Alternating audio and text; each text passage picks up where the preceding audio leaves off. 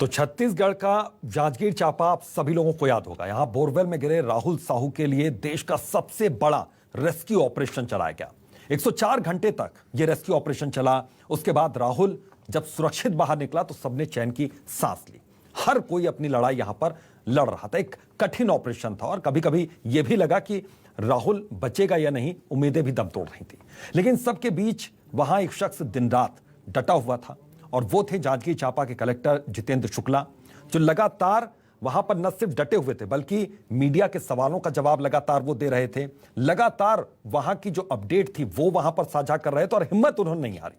तो हमारे साथ कलेक्टर जितेंद्र शुक्ला जुड़ गए हैं, सीधा उनका रुख करते हैं। सर, बहुत बहुत आपका स्वागत है न्यूज़ 24 मध्य प्रदेश छत्तीसगढ़ पर। और सबसे पहले मैं आपसे यही समझना चाहूंगा, और आपका जो अनुभव रहा, कितना कठिन ये रेस्क्यू ऑपरेशन रहा?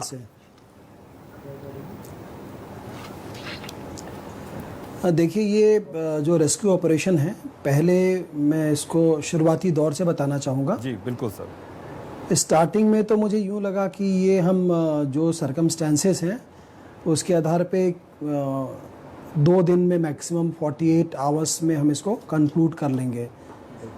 बट जब ये बातें चल ही रही थी और बिल्कुल स्टार्टिंग पे ही जब मुझे सूचना मिली जी, तो मैंने सबसे पहला काम किया था कि पीएचई डिपार्टमेंट के जो ई हैं, जिनको स्ट्रेटा के बारे में इंफॉर्मेशन है जी, और लकीली वो उसी गांव के रहने वाले थे उनको मैंने वहाँ तुरंत भेजा और कहा आप मुझे उसका ज्योग्राफिकल जो कंडीशन है वो बताना। और मीनवाइल मैंने सारे जो अपने आसपास के अधिकारी हैं उनको उपलब्ध मशीनों के साथ में वहाँ डिप्लॉय कर दिया था। जब मेरे पास ये इन्फॉर्मेशन आया कि स्ट्रेटा पूरा रॉकी है जी, तब मेरे जहन में इमीडिएटली ये एहसास हो गया था कि ये ऑपरेशन 48 आवर में कर पाना मुश्किल होगा। इसके पीछे कारण ये था कि मैं खुद सिविल इंजीनियर हूँ, तो मुझे एक प्रारंभिक जानकारी है कि इनमें कितना वक्त लग सकता है। तो मेरा प्रारंभिक आकलन था कि ये 60 आवर्स तक हम इसको कंक्लूड कर पाएंगे। दूसरे जो ऑप्शंस थे उनको इस्तेमाल करेंगे, वो क्लिक कर गया तब आसानी हो सकती है। जब मैंने बच्चे के बारे में पता किया और मैं स्पॉट पे मैं घटनाक्रम के 1.5 घंटे के अंदर मैं वहाँ पहुँच गया था और मैंने वहाँ जब बच्चे के बारे में पूछताछ की और बताया गया कि बच्चे के साथ में कुछ प्राकृतिक दिक्कतें हैं, उसको सुनने, समझने और बोलने में दिक्कतें हैं। दूसरा, बच्चा जब हमने वहाँ पे HD वीडियो देखने के लिए केबल्स को ड्रॉप किया और ऑक्सीजन हमने इमीडिएटली वहाँ पे प्रोवाइड कर दिया था, तो वीडियो में जब हमको समझ में आया कि ये सिर्फ सीधा वर्टिकल टनल नहीं है, कैविटी नहीं है, ट्यूबवेल नहीं है, बल्कि वहाँ पे जहाँ पे बच्चा ड्रॉप हुआ था 60 फीट की गहराई थी और ये 8 इंच का था और 8 इंच के नीचे में 6 इंच का बोर 20 फीट और गया था। हाँ।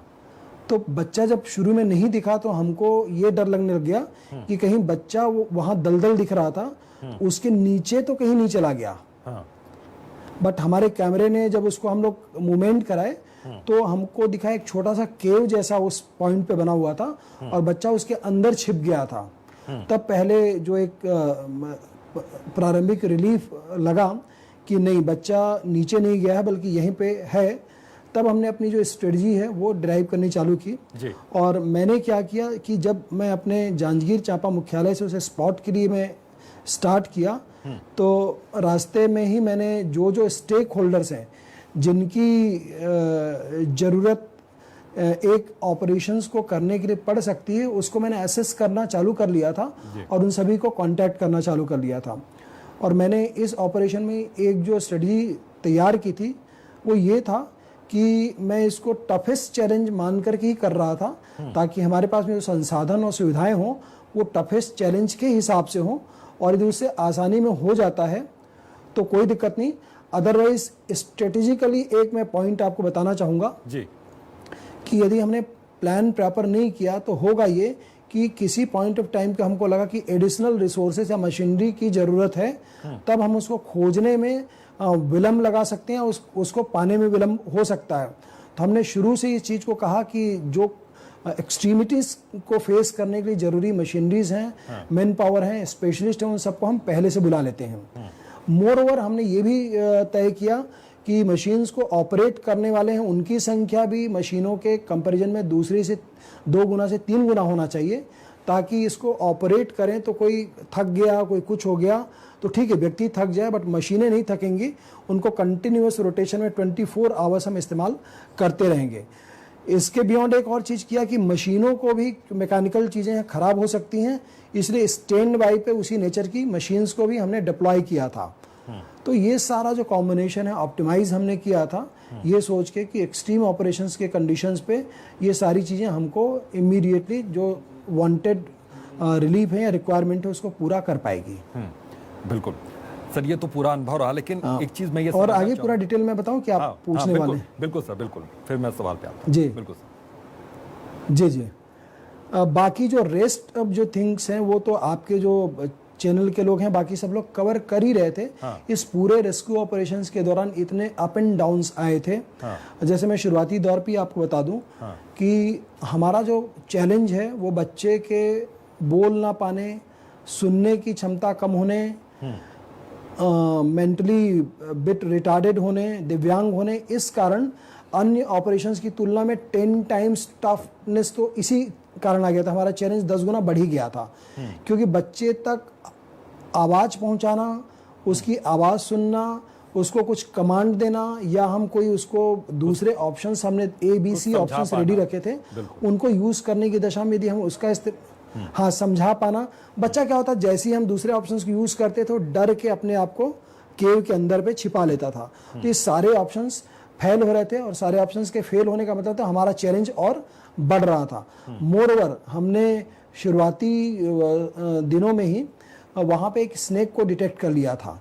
अब उस सांप से कैसे छुटकारा पाएं, ये एक बड़ा चैलेंज था कि 60 फीट की गहराई में हम बच्चे को, मतलब एक मन में एक फियर था, यदि मैं इसको कहूँ कि ये एक ऐसी मूवी का सीन बन रहा था जिसमें एक्शन भी था, थ्रिल भी था, इमोशन भी था, हॉरर भी था, सभी चीज़ें एक साथ मानो, और भगवान परीक्षा ले रहा है। तो ये चीज़ों को कॉम्प्लिकेट कर रहा था। इन सब को बढ़ावा देने के लिए आ गया जब हम पूरा वर्टिकल डिग आउट करके हमने सारे चट्टानों सबको हटाया, और जब हम गुफा बनाने लगे, टनल बनाने लगे, तो टनल बनाने में भी जो चट्टानें हमारे सामने आई, उनका जो टफनेस है वो जो बाहर आउटर कटिंग में मिले स्टोन्स की तुलना में और मल्टीपल टाइम ज़्यादा टफ था। तो अंदर पे काम करना, मैं अभी आपके जो संवाददाता हैं उनको मैं एक वीडियो दिखा रहा था, वो मैं उनको दूंगा, तो आप उस चैलेंज को आप देख पाएंगे कि कैसे स्टार्टिंग पे तो ठीक है, मशीनों की सहायता से हमने बड़ा एक ओपनिंग कर लिया। अंदर पे जब हम जाते हैं तो हमारे जो वर्क फोर्स है वो किस तरह से लेट करके छोटा छोटा, तो इसे प्रोग्रेस हैम्पर होता है, कठिनाइयाँ बढ़ जाती हैं, और सबसे बड़ा चैलेंज होता है टाइम का, कि हमारे पास एक टाइम फ्रेम है, और जब हम 4th डे में एंटर करते हैं तो बच्चे की तबीयत खराब हो जाती है। मतलब ये है कि एक मानसिक दबाव आपके अंदर और बढ़ जाता है कि बच्चे को जिस ऑब्जेक्टिव के साथ हम आगे बढ़ रहे हैं कि उसे सकुशल निकालना है, वो ऑब्जेक्टिव भी हमको कहीं ना कहीं दूर होता दिखाई पड़ने लगता है।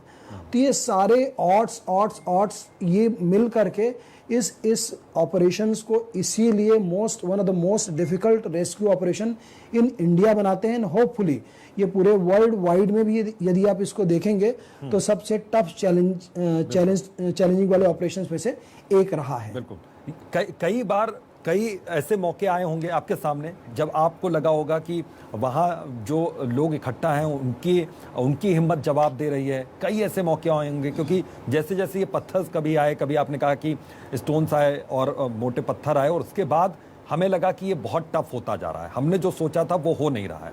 कई प्लान फेल हुए आपके? जी ये बिल्कुल सच है, और मैं ऐसे कई पॉइंट ऑफ टाइम से खुद गुजरा जी। पर मैंने एक चीज़ जरूर किया कि ये सारी चिंताओं को, इन सारे मनोभावों को मैंने अपने अंदर रखा। मुझे इन चैलेंजेस के लेवल्स, इन नैराश्य के लेवल का पता था, पर मुझे लगा कि एज ए टीम लीडर यदि मैं इस चीज़ को नीचे वालों पे किसी भी तरह से एक्सप्रेस करता हूँ तो उनका जो मनोबल है वो थोड़ा कम हो जाएगा, वो हतोत्साहित हो जाएंगे। इसलिए मैं उल्टा ही उनको कहता रहा, नहीं, कितनी भी बड़ी दिक्कत है, जो भी है हम करेंगे, ऐसा करेंगे, वैसा करेंगे। जब हम स्ट्रेटेजिकली किसी पॉइंट पे पहुंचते थे तो उनके अंदर ये बात आती थी कि साहब इसमें ये प्लस है, ये माइनस है। हम उसको जो minimum risk to the Rahul, इस फैक्टर को लेके आगे बढ़ते थे। जब दो ऑप्शंस हैं जिनमें कम खतरा है राहुल के लिए, उस ऑप्शन को चूज करके। पर बीच में कुछ ऐसे भी अवसर आए जब ये तय करना पड़ रहा था कि अब इसके आगे इसमें राहुल को रिस्क फैक्टर ज्यादा है, तो हम एनालाइज करते थे कि इसके लिए कोई दूसरा विकल्प है या नहीं है। तो जब हम पाते थे कि कोई विकल्प नहीं है तो उन रास्तों पे बढ़ने के सिवा हमारे पास में कोई दूसरा चारा नहीं होता था। तो हम भगवान को प्रार्थना करते थे, ईश्वर को प्रार्थना करते थे और उनका नाम लेकर के हमको सिर्फ एक ही चीज हिम्मत दिलाती थी कि जब वो बच्चा 60 फीट के अंदर में इतने हिम्मत के साथ में, सांप के साथ में, बिना कुछ खाए पिए पड़ा हुआ है, तो उससे ज्यादा हिम्मती तो कोई नहीं है। तो हम कम से कम थोड़ा हिम्मत तो जताएं, हम क्यों टूटे। बिल्कुल। मैंने कहा मशीनें ठीक है, फुल स्ट्रेंथ पे आप नहीं चला सकते तो उन मशीनों को कम स्ट्रेंथ में करिए, बट मैनुअल पावर से ज्यादा पावर मशीन का यदि आप उसको कम पे भी करते हैं तो होता है। तो कुछ इस तरह की चीजें बार बार आती रही। एक बार ऐसा वाकया भी हुआ कि हमने सबको अनाउंस भी कर दिया कि हम उस कैविटी को, उस ट्यूबवेल के शाफ्ट को हमने लगभग टच कर लिया है, क्योंकि साउंड एनालिसिस से हम साउंड उधर डिटेक्ट करने के लिए भी सिस्टम डाले हुए थे। तो ऐसा लगा कि वो आवाज आने लगा, तो हमने सबको कह भी दिया कि हम पहुंच चुके हैं जी। पर थोड़ी देर बाद पता चला कि वहां पे भी एक फिर से बहुत बड़ा चट्टान आ गया है। तो ये चीजें चलती रही, अप एंड डाउन, बहुत सारे ऐसे वाकये आए थे। और कई मौकों पर ऐसा लगा कि अगला 1 घंटा अब जो होगा उस 1 घंटे में राहुल को निकाल लिया जाएगा, फिर 1 घंटा बीता, फिर 1 घंटा बीता, और ऐसे ऐसे करते हुए 1 दिन, 2 दिन, 3 दिन ऐसे बीतते गए। लेकिन एक चीज, सबसे अहम चीज ये, आपने शुरुआत में ये बात छिपाई हुई थी कि बोरवेल में सांप भी है, आपने एकदम आखिरी दिन इस बात को बताया। बिल्कुल इसके पीछे कारण ये था कि सांप को और न राहुल को, दोनों को निकालने के हमारे सारे तरकीब फेल थे और हम दूसरे ऑप्शन से कामयाब हो नहीं रहे थे। मेरी व्यक्तिगत मान्यता ये थी कि यदि इस खबर को मैं रेस्क्यू कर रहे बाकी टीम्स को बताता हूँ या ये खबर बाकी लोगों में फैलती है तो जो पैनिक का लेवल है वो बढ़ जाएगा, और जब ये लेवल बढ़ेगा तो अल्टीमेटली जो वर्क फोर्स है उसकी मनोबल पे उसका उल्टा प्रभाव भी पड़ सकता है। क्योंकि जब आपको ये तय करना होता है कि कोई समस्या ऐसी है जिसका आपके पास कोई हल नहीं है, कोई भी हल नहीं है, तो आपको उस ऑप्शन को साइड में रख के जो बेस्ट ऑप्शन है उसके लिए आपको आगे बढ़ना होता है। तो ये हालात वैसे ही थे, ना हम सांप को कुछ कर पा रहे थे, ना राहुल को कुछ कर पा रहे थे। तो हमने अपना सारा फोकस इस बात पे लगाया कि हम अपने मुख्य ऑप्शंस की ओर बढ़ें और राहुल को बचा लें। मेरी एक और व्यक्तिगत मान्यता है, जो हो सकता है मैं विशेषज्ञ नहीं हूं, पर मुझे ऐसा लगता है कि जो सांप है वो रसेल वाइपर कैटेगरी का स्नेक बाद में पाया गया, जो जहरीला भी होता है। और मेरे पास फुटेज भी है जिसमें वो सांप बच्चे के कंधे पे और यहाँ पे घूम रहा है और बच्चा अशक्त पड़ा हुआ है। ये इसलिए संभव हुआ कि सांप ने बच्चे को कुछ भी डैमेज नहीं किया, क्योंकि बच्चे को भी शायद पता नहीं था कि ये सांप है या क्या है, या बच्चे ने उसको कुछ भी हार्म पहुंचाने की कोई कोशिश नहीं की, इसलिए संभवतः सांप भी बच्चे के साथ में रहा, उसने भी कोई हार्म नहीं पहुंचाया। तो ये सारे सुखद संयोग थे जो इतने ऑड्स के बीच में एक इस तरह की आशा की किरण आ रही थी, और इसका नतीजा ही था कि हम राहुल को सकुशल निकाल लाए। और मैं बहुत इंटरेस्टिंग फैक्ट आपको शेयर करूंगा कि वो खाना बंद कर चुका था, बट बच्चे को जैसे हमने टनल के बाहर लिया तो उसने एकदम अपनी आंखें बड़ी सी खोली।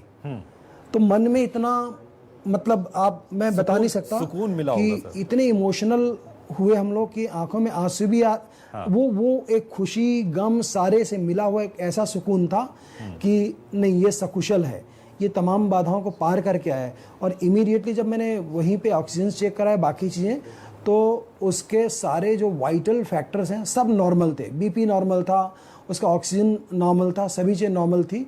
तो ये एक बड़ा अनूठा एग्जाम्पल है कि एक तरफ हम वर्ल्ड के सबसे टफ रेस्क्यू ऑपरेशंस को अंजाम दे रहे हैं और दूसरी तरफ वो बच्चा कितनी आसानी से स्वस्थ सकुशल होकर के बाहर आ रहा है। मुझे जो डॉक्टर्स ने बताया कि उसको एक्सटर्नल इंजरीज और जो पानी में डूबे रहने के कारण जो हाथ पैर में जो कुछ दिक्कतें हैं, यही प्रोमिनेंट दिक्कतें हैं। अदरवाइज बाकी फैक्टर्स ऑलमोस्ट नॉर्मल थे। हालांकि मैं इस बारे में दावा नहीं कर सकता because he is under close supervision of doctors, और उनको कहा गया है कि उसे पूरी तरह स्वस्थ करके हम लेकर एक चीज घर पहुंचाएं। बिल्कुल बट ओवरऑल सीन ये है। ये पूरे रेस्क्यू ऑपरेशन बात होगी, लेकिन इस रेस्क्यू ऑपरेशन के बीच में लगातार मुख्यमंत्री कॉल पर थे आपके, लगातार उनसे बातचीत हो रही थी, वो भी मॉनिटर कर रहे थे इन चीजों को। वो कैसे मनोबल आप लोगों का बढ़ा रहे थे, क्योंकि आप लीड कर रहे थे और पूरे देश की नजरें आप पर टिकी हुई थी? हाँ बिल्कुल, ये इस बात को बताता है कि हमारे माननीय मुख्यमंत्री भी इस ऑपरेशन को लेकर के कितने संजीदा थे। उनकी संजीदगी का आलम ये था कि उन्होंने चौथे या पांचवें दिन नहीं पूछा कि आप लोग क्या कर रहे हो, क्या हुआ। शुरुआती दौर पे ही उन्होंने मुझसे कहा कि जितेंद्र, इसको आपको बच्चे को सकुशल बाहर निकालना है। हमने भी बिल्कुल कहा जी सर, जी सर।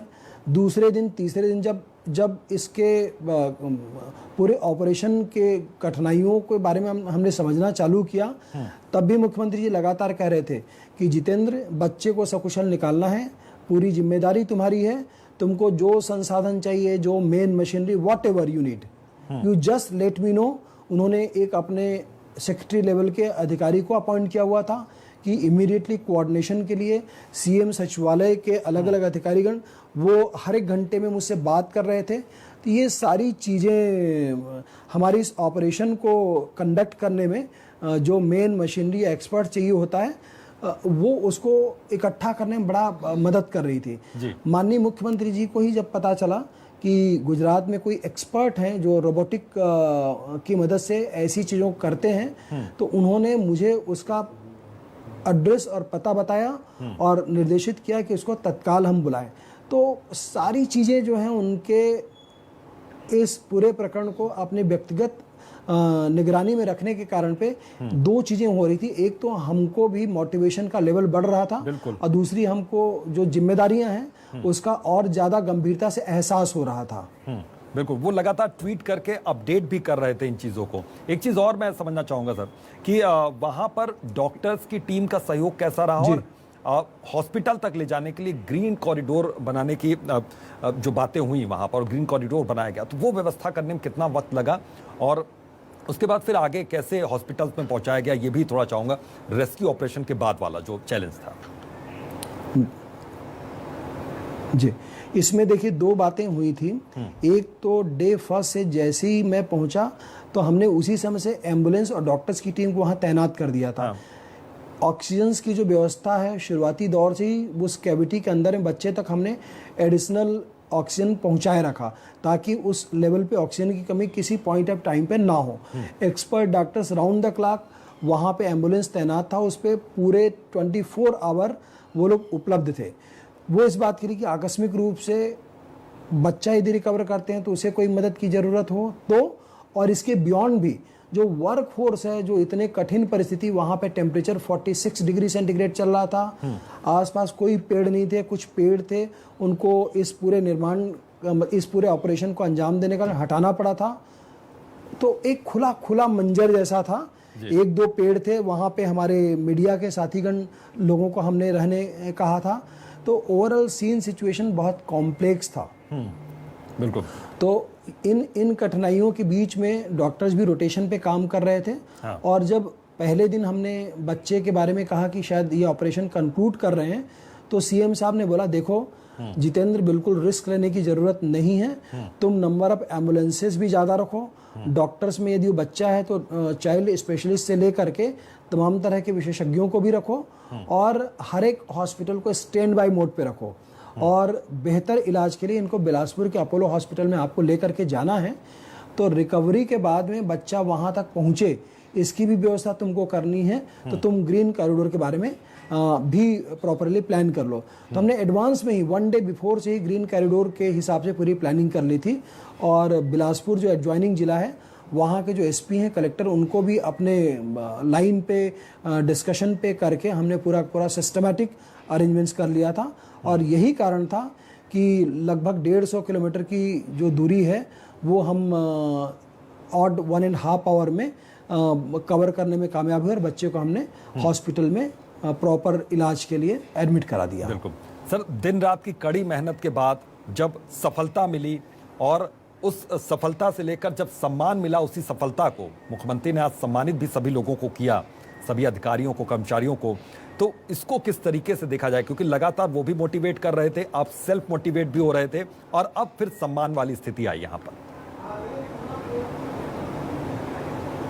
ये मामला वैसा ही है कि आपका बच्चा कोई किसी कठिन परीक्षा में भाग ले रहा हो और बहुत अच्छे अंकों से उत्तीर्ण हो गया, या ये कहें कि मेरिट में उसने जगह बनाई हो, तो जिस तरह आपके घर में मुखिया या किसी बच्चे का पिता उसकी पीठ पे हाथ रखकर उसे शाबाशी देता है, उसे उसको प्रेरणा मिलती है कि आगे यदि और कुछ ऐसी स्थिति बनी है, आगे कुछ दूसरे इम्तहान आए तो बेहतर भी कर सके, और जो उसने किया है उस परिणाम के कारण उसको जो शाबाशी मिले तो उससे उसको गर्वानुभूति भी हो सके, और जो चीज़ हो रही है उसको देख करके दूसरे लोग भी मोटिवेट हो सके। ये बहुत बड़ी बात है जो माननीय मुख्यमंत्री जी ने इस पूरी टीम को सम्मानित करके जो लोगों को संदेश दिया है। और इसके पीछे एक बहुत बड़ा संदेश ये भी था, आपने देखा होगा कि सम्मान सिर्फ कलेक्टर का नहीं हुआ, सम्मान उस आखिरी छोर पे खड़े हुए उस व्यक्ति का भी हुआ जिसने छोटे से छोटा कंट्रीब्यूशन दिया है। हमारे इस कार्यक्रम में आपने डंपर ऑपरेटर्स को भी पाया होगा, मशीनों को चलाने वाले लोग, मतलब तमाम सभी तरह के। तो ये समाज के लिए एक बड़ा संदेश था कि संकट की घड़ी में प्रदेश का मुखिया आपके साथ खड़ा है और पूरी जनता एक साथ है, एकजुट है, तो किसी को घबराने की जरूरत नहीं है। ऐसा कोई वक्त आता है, भगवान करे ना आए, तो विषम परिस्थितियों में शासन प्रशासन, हमारे मुख्यमंत्री जी और सारी जनता एक साथ है जूझने के लिए और उसको बूझने के लिए। बिल्कुल सर, बहुत बहुत शुक्रिया, अपना कीमती वक्त आपने दिया न्यूज़ 24 मध्य प्रदेश छत्तीसगढ़ को, और एक सफल ऑपरेशन को आपने लीड किया। आज राहुल हम सभी के बीच में है और उसके बाद वो ठीक भी हो रहा है, लगातार इम्प्रूवमेंट भी उसके स्वास्थ्य में, उसके सेहत में नजर आ रही है। सर बहुत बहुत शुक्रिया। जी मैं आखिरी में एक पॉइंट और कहना चाहूँगा जी कि इस पूरे अभियान पे जो मीडिया के, आपके चैनल, तमाम लोग जो जुड़े रहे, दर्शकों की जो लगातार दुआएं थी राहुल के लिए, उनकी शुभकामनाएं थी हमारी पूरी टीम के लिए, मेरा मानना है कि इन सब का भी एक बहुत बड़ा प्रभाव पड़ा है कि सारी ऐसी शक्तियां जो बच्चे के रेस्क्यू के लिए एक साथ यहाँ से वहाँ तक जुटी हुई थी, ये सारी शुभकामनाएं काम आई हैं। तो सभी आपके दर्शकों को भी और आपको भी शुक्रिया, थैंक यू वेरी मच, नमस्ते।